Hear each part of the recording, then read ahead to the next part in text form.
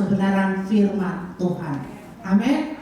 Saudara, saya mau tanya, kalau saudara melihat peristiwa 4 November kemarin, Jakarta dipenuhi dengan putih-putih, ya, apa yang saudara rasakan? Halo? Apa yang saudara rasakan? Hah? Takut? Was-was? Ada yang keluar rumah nggak? Kerja harus tetap kerja, ya, betul. Saya mau katakan saudara, kalau sekarang ini kita sebagai anak Tuhan jangan punya cara salah melihat untuk memandang sekeliling kita. Betul? Kalau saya melihat seperti kemarin itu, saya melihatnya sungguh menyedihkan negara ini. Kalau terjadi apa-apa, itu dampaknya banyak sekali. Akan dampak kepada orang bekerja, akan dampak kepada anak-anak yang bersekolah, akan dampak kepada gereja Tuhan kalau kita salah menyikapinya.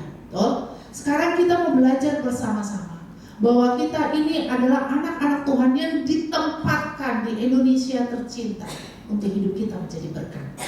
Amin. Saya akan bawa judul khotbah hari ini adalah tentang krisis pekerja. Bukan krisis kasih sayang, krisis pekerja. Kita lihat di Yohanes 4 ayat 35. Yohanes pasal yang keempat ayat 35.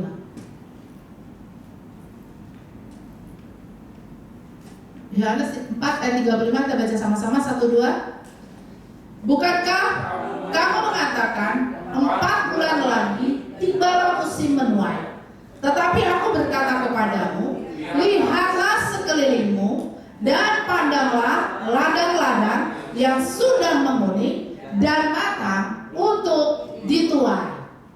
Tuhan mengajarkan kepada saudara dan saya untuk belajar melihat dan peduli dengan sekeliling kita. Kadang-kadang kita sebagai anak Tuhan terlalu muluk mimpinya. Kata Tuhan, saya harus menginjil sampai ujung bumi. Saya mau ke Papua, saya mau ke Afrika, saya mau ke Somalia. Tetapi Alkitab mengajarkan kepada saudara dan saya, Tuhan berkata bahwa lihatlah sekelilingmu. Siapa yang ada di sekelilingmu? Siapa yang ada di sekelilingmu? Ada suamimu, ada istrimu, ada anak-anakmu, ada orang kerjamu, ada tetanggamu, ada teman-teman sekolah anakmu, ada teman-teman kerjamu, ada partnermu, ada orang-orang di sekeliling yang sedang berbelanja pada waktu kita di pasar. Halo, betul? Betul? Orang yang kemarin, yang sering, yang datang meramaikan itu menuntut keadilan. Kenapa? Karena keadilan standarnya adalah standar manusia. Kalau kita orang yang telah ditebus oleh darah Yesus, kita udah menerima keadilan dari Tuhan Yesus. Dan kewarganegaraan kita bukan kewarganegaraan dunia ini. Kewarganegaraan kita adalah kewarganegaraan surga. Karena itu kita di sini adalah tamu di dunia ini. Kita adalah tamu di dunia ini, tamu yang membawa berkat, tamu yang membawa shalom, tamu yang membawa sukacita. Tuh, halo, saudara kalau pergi ke rumah sakit, saudara datang berkunjung, yang sehat yang mana? Yang datang. Kita pun utusan surga. Karena itu Tuhan bilang, lihat sekelilingmu, ladang telah menguning dan siap untuk dituai. Matius 9 ayat 37. Kita lihat. Matius 9 ayat 37.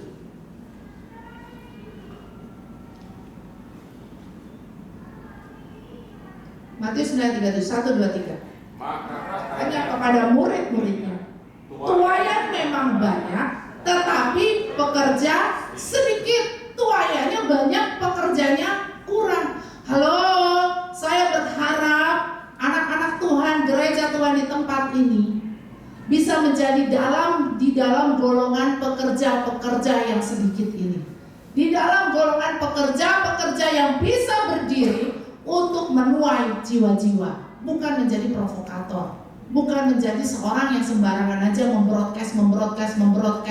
Sekarang kita nggak bisa awasin berapa grup yang saudara punyai, berapa banyak info yang saudara terima. Kadang-kadang info itu nggak 100%-nya betul. Kadang-kadang info itu cuma memanas-manasin. Itulah letak kita. Kita berdiri di mana? Betul? Itulah fungsi kita. Apakah kita biar namanya label gereja, biar namanya label anak Tuhan. Kadang-kadang kalau saya terima broadcast itu kadang-kadang, waduh, bahaya sekali identitasnya. Tanpa disadari kita suka menyambungkan berita yang tidak benar keberadaannya. Yang Tuhan mau, jangan sampai kita masuk golongan pekerja yang tidak diperhitungkan oleh Tuhan. Berapa banyak gereja Tuhan, berapa banyak hamba Tuhan, tapi ternyata Alkitab mencatat tuaian banyak tetapi pekerja sedikit.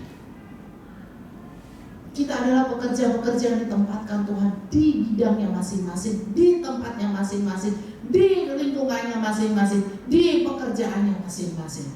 Kemarin di rumah habis ada pertemuan leaders, kita sedang ada dalam pergerakan. Puji Tuhan, Eagle Eye masuk di dalam bagiannya pergerakan homecoming movement. Sekarang mau nggak mau, suka nggak suka, kita lihat di Amerika sendiri keputusannya Trump untuk memindahkan ibu kota Israel dari Tel Aviv ke Yerusalem itu pasti akan menimbulkan gelombang protes yang luar biasa. Dan akibatnya apa?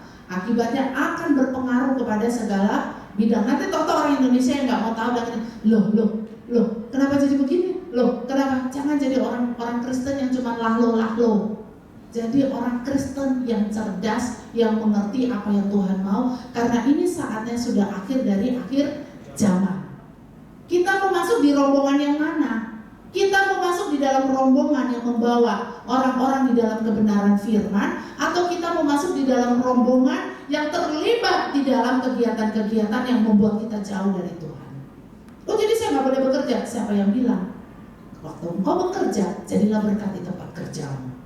Waktu engkau berusaha, jadilah pengusaha yang di tempat menjadi berkat di tempatmu. Waktu engkau menjadi guru, jadilah guru yang menjadi berkat di tempatmu. Saya percaya nggak semua guru kualitasnya bisa dipertanggungjawabkan, karena saya juga pernah jadi guru. Jadi Tuhan berkata kepada murid-muridnya, tuai yang banyak tapi pekerja sedikit. Lanjut, karena itu Matius 9 ayat 38 firman Tuhan berkata,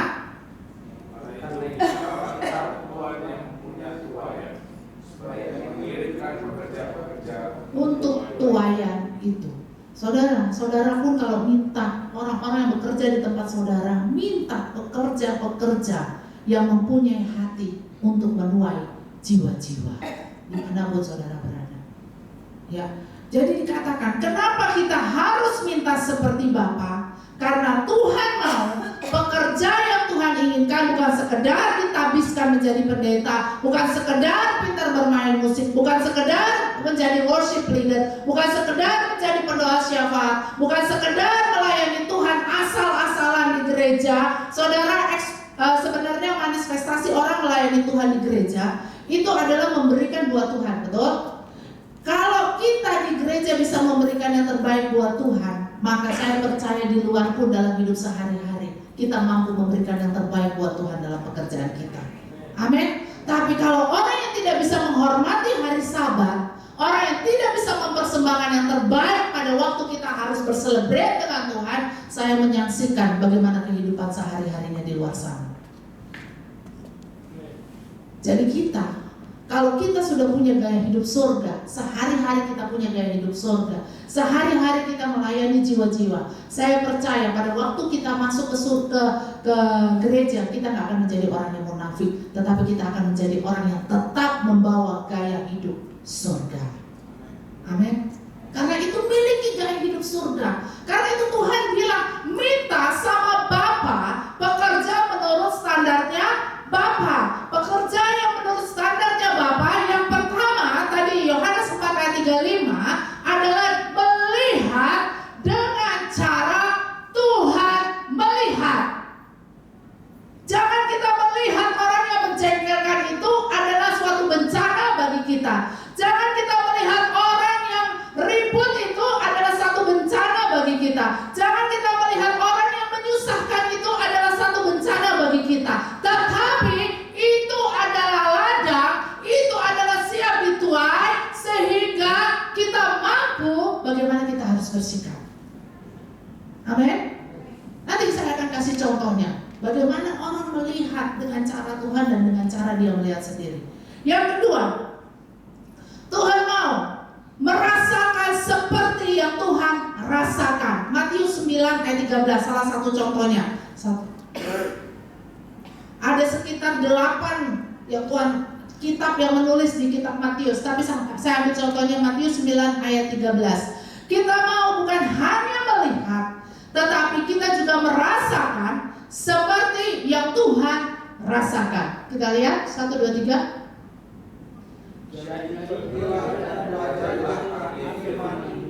Yang kuhendaki ialah belas kasihan dan bukan persembahan. Karena Aku datang bukan untuk memanggil orang benar, melainkan orang berdosa. Tuhan mau apapun yang kita lakukan, apapun yang kita kerjakan buat jiwa-jiwa, yang terutama adalah digerakkan oleh belas kasihan. Kasihan mereka seperti domba-domba yang tidak tergembalakan. Kasihan mereka seperti kuda liar yang lepas dari kandang. Kasihan dia tidak tahu mana yang benar dan mana yang salah.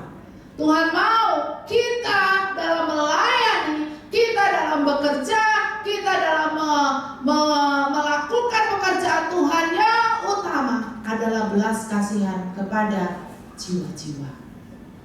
Jangan bilang saudara melayani Tuhan kalau saudara nggak punya belas kasihan kepada jiwa-jiwa. Jangan bilang kalian pelayan Tuhan, bekerja Tuhan, kalau ukurannya adalah duit.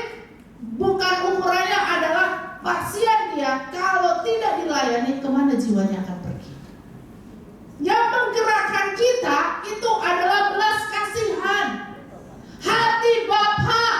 Tuhan Yesus pada waktu dia berkhotbah di 5.000 orang, Alkitab mencatat hatinya tergerak oleh belas kasihan.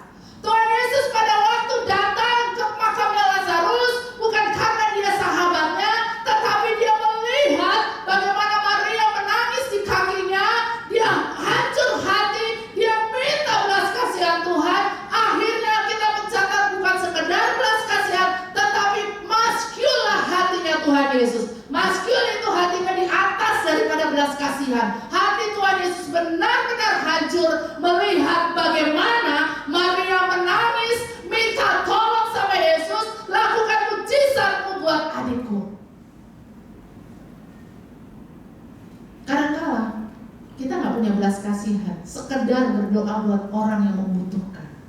Sekedar saja. Yang penting saya sebagai orang Kristen, saya udah berdoa. Apakah kita pernah berdoa supaya betul-betul dia diselamatkan jiwanya, supaya betul-betul dia mengalami pertobatan, supaya betul-betul seperti Maria. Maria itu gambaran bagaimana dalam segala keadaan dia minta belas kasihan Tuhan untuk Lazarus yang telah mati secara fisik. Sudahkah kita berdoa buat orang-orang saudara kita, keluarga kita yang mati secara rohani, sampai kita minta Yesus membangkitkan dia? Jangan saudara melihat suami yang belum bertobat, istri yang belum bertobat, orang tua yang belum bertobat, anak yang belum bertobat, saudara yang belum bertobat, keluarga yang belum bertobat, itu sebagai satu bencana dan hal yang sangat menjengkelkan. Semakin saudara bukan celah untuk hal yang menjengkelkan, maka saudara akan terus diganggu oleh iblis untuk hatinya terus tidak bisa berdoa dan tidak bisa menyatakan kasih Tuhan. Padahal hati ini harus digerak oleh belas kasihan. Apapun yang saudara lakukan, kalau seorang saudara pun, seorang bisnismen, seorang usahawan, seorang yang mempunyai usaha, taruh hati belas kasihan kepada pekerja-pekerja itu, maka Tuhan akan memberkati usahamu. Tuhan akan lipat gandakan. Kalau usahanya berhasil, tentu pekerjaannya tambah banyak, betul? Berarti jiwa-jiwa yang dititipin tambah banyak, betul? Berarti kita harus melihat seperti Tuhan Yesus melihat. Jangan kita melihat dengan cara kita. Aduh, kalau saya tambah pekerja, keuntungan saya berkurang. Aduh, kalau pekerja saya tambah, malah bikin sakit kepala. Jangan seperti itu, tapi kita melihat bahwa sekeliling kita membutuhkan kasih Tuhan. Yang ketiga, kenapa kita harus minta kepada Bapa? Pekerja yang menurut standarnya Bapa. Matius 25 ayat 35.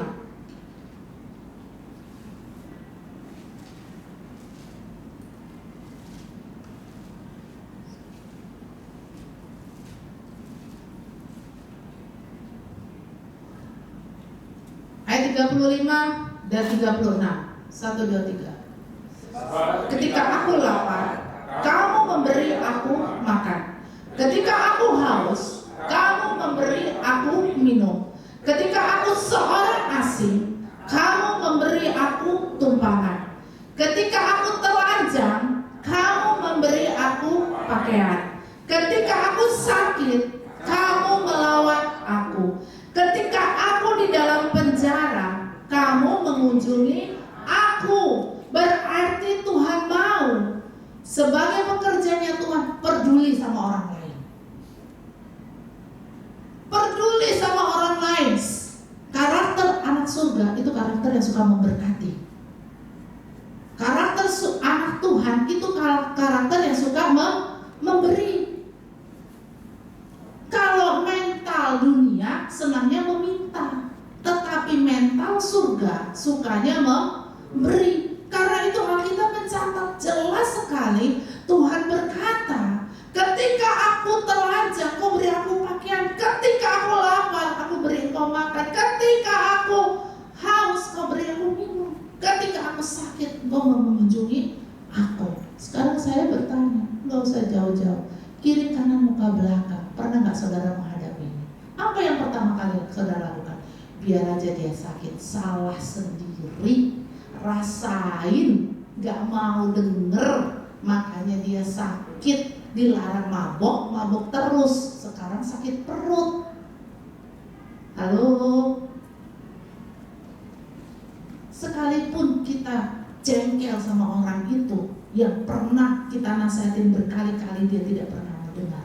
Tetapi kewajiban kita bukan menghakimi orang itu. Kewajiban kita adalah kita melakukan firman. Kita beri diri kita. Kalau kita telanjang, saudara, apa yang kita harapkan? Seseorang memberikan kita baju. Kalau kita lapar, apa yang kita harapkan? Seseorang memberikan saya makan. Kalau kita haus, apa yang kita harapkan? Seseorang kasih saya minum. Kalau saya di penjara, apa yang kita harapkan? Seseorang mengunjungi saya kesepian di penjara, terlalu banyak kejahatan di dalam penjara. Sudah nggak kita melakukannya? Karena kita sudah diberi oleh Tuhan, kita menjadi manusia yang serakah dan terus meminta, dan kita lupa menjadi berkat bagi orang lain. Halo, anak-anak Tuhan di tempat ini. Pada waktu tetanggamu memaki engkau, dan satu ketika dia kekurangan makan, apa yang akan kau lakukan? Antarlah beras ke rumah tetanggamu. Kalau perlu, lipat gandakan, belikan ikan, berikan susu, biar anaknya terpelihara dengan baik. Tabur kebaikan, maka apa yang kau tabur, itu akan kau tuai. Itu caranya kita menuai jiwa-jiwa. Bukan kita berdiri, terus kita keluar di depan mereka. Ya ditimpukin batu ya wajar. Orang mereka gak tahu kebenaran. Mereka membutuhkan aplikasi kita. Jangan kita sibuk ibadah, kemana-mana tetangga kiri kanan kita gak pernah merasakan kasih itu. Yang Tuhan mau, semua yang kita lakukan digerakkan oleh belas kasihan Tuhan. Kita melihat jiwa-jiwa itu. Yang keempat, Matius 24 ayat 23. Kenapa kita harus meminta sama Bapa pekerjanya yang Tuhan mau, pekerja standarnya Tuhan? Matius 4 ayat 23.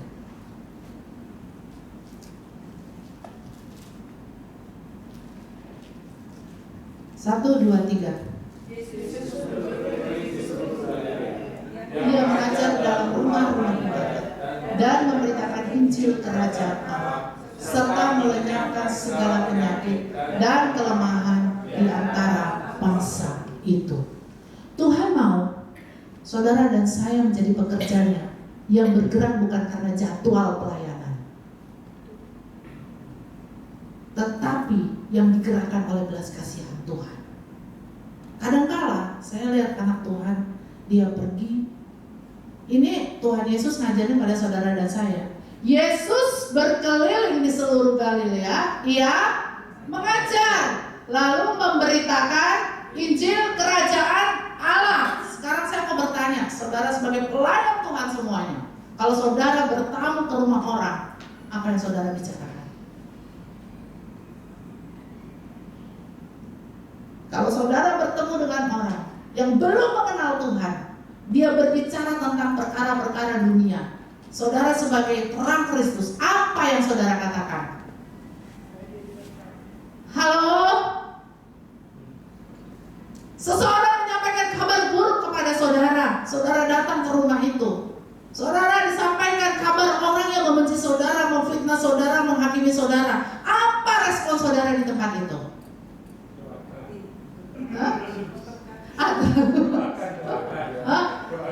Biasanya udah sakit hati duluan, betul?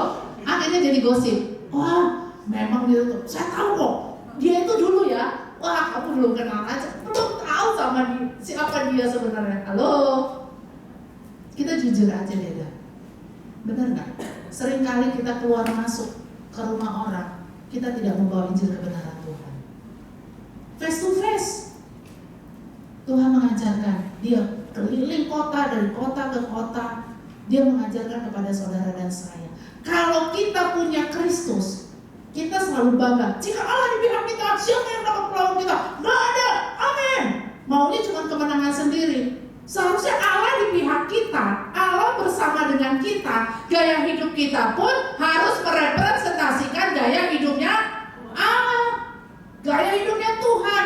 Jadi kalau Tuhan Yesus berjalan dari kota ke kota, dia keluar masuk ke rumah ibadah, dia mengajar, dia memberitakan firman Tuhan, bahkan dia menyembuhkan orang yang sakit. Saudara, kalau nanti datang ke rumah teman saudara, lalu dia berkata, saya lagi susah, anak saya sakit, uang tidak ada, saudara jangan berpikir, aduh saya bukan pendeta, saya gak berani, gimana caranya?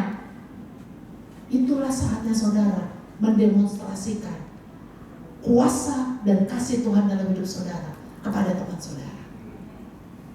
Gak usah tunggu pendeta. Tanda-tanda ini menyertai orang percaya. Saudara percaya sama Yesus? Percaya sama Yesus apa percaya sama Pak Petrus? Apa percaya sama Ibu Gembala? Kalau nggak ada Ibu Gembala nggak bisa doa. Percayalah sama Yesus.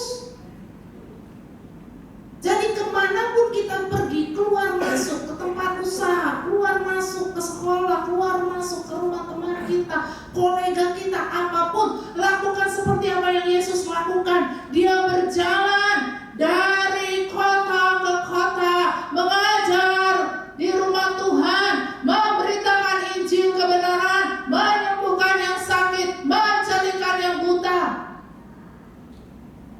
Betul?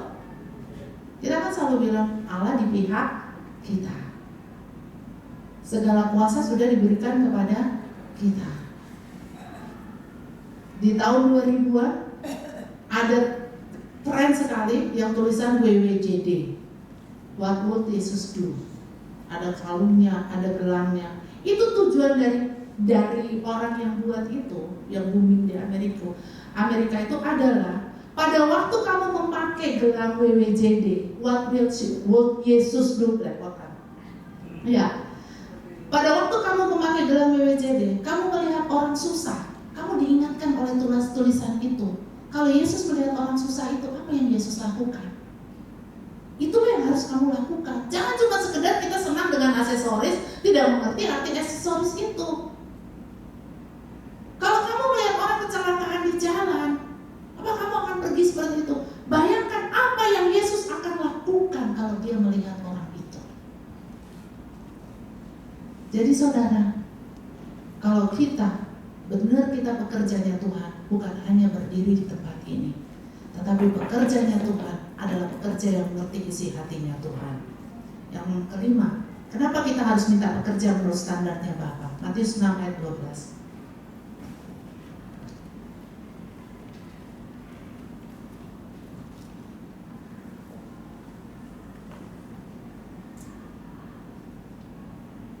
Yang kelima adalah 1, 2, 3. Dan ampunilah kami akan kesalahan kami, seperti kami juga mengampuni orang yang salah kepada kami. Nah, coba saudara, ini kalimatnya simple banget. Yang B-nya coba mengampuni orang yang bersalah kepada kami. Saya mau tanya, kalau orang itu salah sama kita, kita salah nggak sama dia? Orang itu yang salah sama kita, tapi kita kadang-kadang tidak mau mengampuni dia. Bagaimana kita mau diampuni oleh Tuhan? Kita sebagai pekerjaannya Tuhan, kita harus senantiasa menyatakan kasih yang tanpa batas. Orang bersalah sama kita, orang merugikan sama kita, lepaskan aja pengampunan. Orang kita juga salah kok sama Tuhan. Tuhan lepaskan pengampunan sama kita. Betul? Banyak sekali hal yang menjengkelkan saudara. Kalau sudah banyak yang ngumpul di sini, semua yang menjengkelkan, cepat-cepat saya masuk kamar dan saya kunci. Saya menenangkan diri saya. Saya minta sama Tuhan, saya minta kasih-Mu Tuhan. Saya minta kasih-Mu Tuhan. Saya minta kasih-Mu Tuhan. Sehingga aku mampu mengampuni orang yang menjengkelkan saya, orang yang merugikan saya, orang yang menyakiti saya, orang yang mengecewakan saya. Kenapa saudara? Seorang yang bisa mengampuni orang lain adalah seorang yang ada posisi di atas. Pada waktu Tuhan Yesus naik di kayu salib, dia ada di posisi yang tinggi, maka dia bisa melihat ke bawah. Apa yang dia katakan? Bapa, ampunilah mereka, karena mereka tidak tahu apa yang mereka perbuat. Hanya orang-orang yang bisa di posisi atas, siapa yang bisa naik ke gunungnya Tuhan, yang bisa mengampuni orang lain. Kalau kita posisinya masih selevel sama dia, kita nggak akan mampu. Kita akan berbicara hati saya dan hati kamu.